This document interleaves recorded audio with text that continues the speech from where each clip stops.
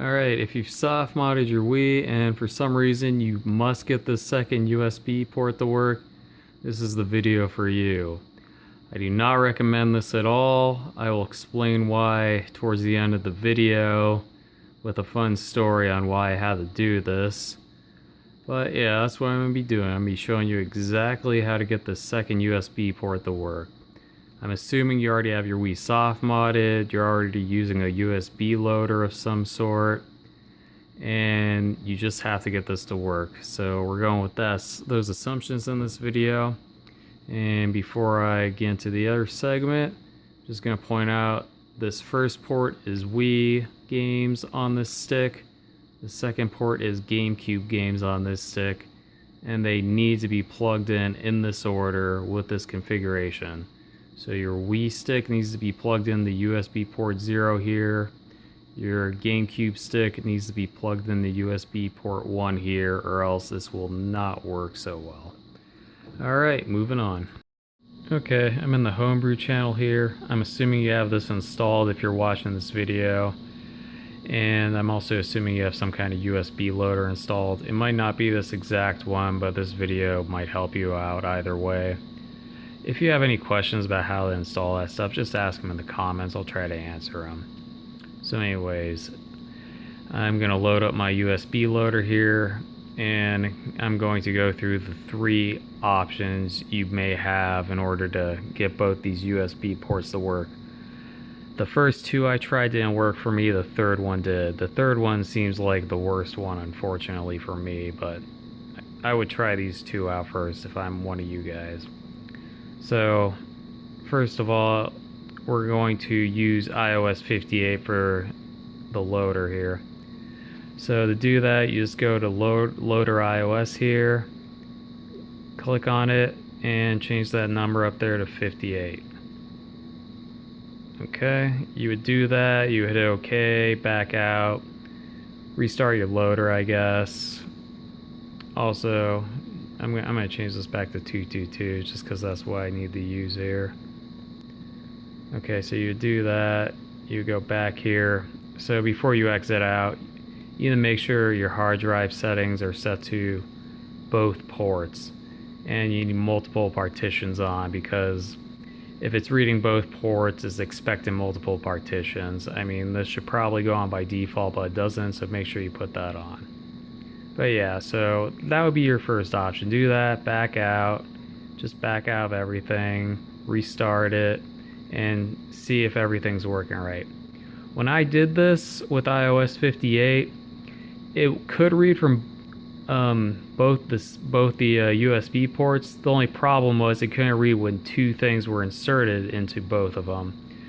So if I had a stick inserted in one of the ports, it would read it. Then if I put it in the other port, it would still read it. But if I put it in both ports, it would only read one of the ports. So this option didn't work for me. So, alright. Getting through all that. Second option, you would have to install the R53 beta and try that out. And I will have links to that in the description, so you can check that out. Links to how to install it at least. If you use the the DX custom iOS installer, and you look at the wiki on their recommended settings, that is one of the recommended settings. So I believe they tell you to install that on port, it's either 249 or 250, so you go to loader settings like I did before and change your loader port to whichever port that one is, 249 or 250 here. Okay, when I did that on mine, both the USB ports would work individually again, but if I plug 2 sticks in, it would actually show directories from only one of the sticks. So to be more specific, when I went over here on custom paths, I had to reset my main GameCube path here. So when I would go to USB 1 here, it would show this. Then if I hit USB 2, it would also show this drive again. So if I hit USB 2, it would show that WBFS folder, which is the Wii games. We don't need to get into that too much, but yeah. It mounted the same drive twice for both ports, so it was worthless basically. So after that failed, this is where it got fun. I had to install a custom iOS that's over 5 years old, I believe. So let me go back to the Homebrew channel. Give it a second here. Alright, so this is the Herms version 5.1 custom iOS here.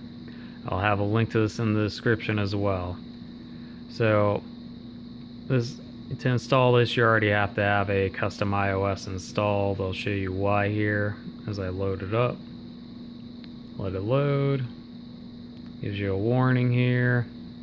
Okay, it says select the Trucka bug to use during installation. So basically you need to use some kind of custom iOS here. I think it's around the copy protection.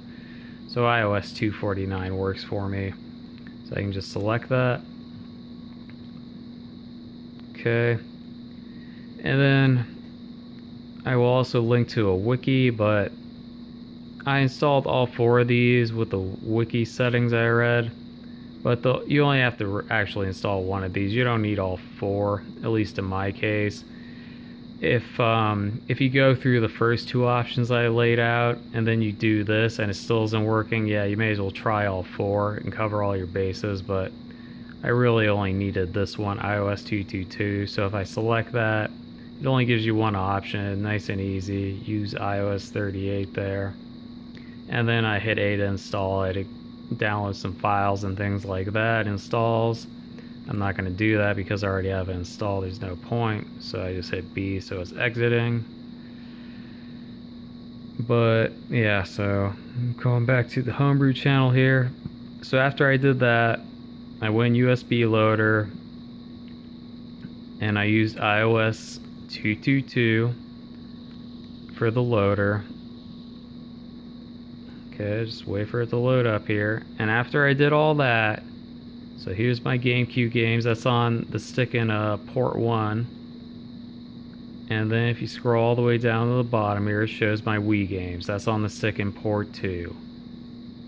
Oh, sorry, port 0. GameCube games are port 1. Wii games are port 0. It's a little confusing, but yeah.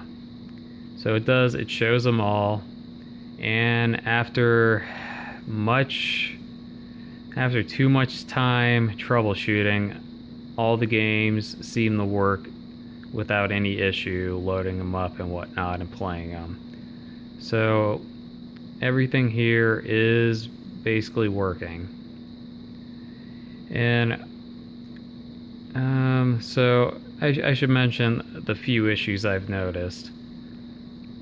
So I guess the main one is I'm using Nintendo for the GameCube loader, and when you're using Nintendo, you have an option to you have an option on the on a normal GameCube controller like this, where if you hit Z, R, you hold Z and R down, hold down B and hit down, it'll reset the Wii basically and go back into the USB loader. But after I did all this and got both ports to work separately, that just freezes the Wii and I have to hard restart it just to make it usable again. So that's no longer an option for me, which isn't a huge deal in my case. This isn't set up for me, as I will explain in a little bit. But yeah, that's the main issue I've noticed. After I got all the flash drives sorted out and games on the right flash drives, everything seems to work pretty well. So yeah, that's pretty much it.